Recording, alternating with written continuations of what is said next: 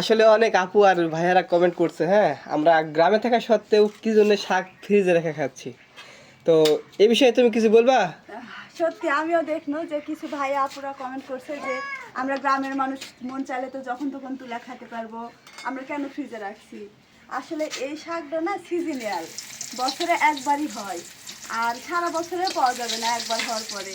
এই জন্যে আমি যেহেতু পছন্দ করি, আমার শাশুড়ি তুলে এভাবে একটু সেদ্ধ করে রেখে দিছে, যাতে আমি মন চাইলে যখন তখন খাইতে পারি, বুঝছো। ও সব শাক সারা বছর পাওয়া গেল, এই জিনিসটা এটা হচ্ছে শুনশুনি শাক। এই শাক সিজনাল শাক, সিজনে ছাড়া পাওয়া যাবে না। এটাই হচ্ছে মূল কথা, তাই না? এই যে সেদ্ধ করে রাখিছে, এখন পেঁয়াজ রসুন কাঁচামরিচ দিয়ে তেলে দিব, তাহলেই হয়ে যাবে। বাহ একটু দেখো, এটা বোঝা যাবে যে এটা টাটকা না, এটা একদম টাটকার মতোই লাগছে। আসলে তো তাই।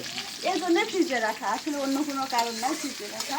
আর এই শাকটা রান্না করলে হেভি মজা লাগে খাইতে। এখন এর মধ্যে তেলে দিয়ে দিব।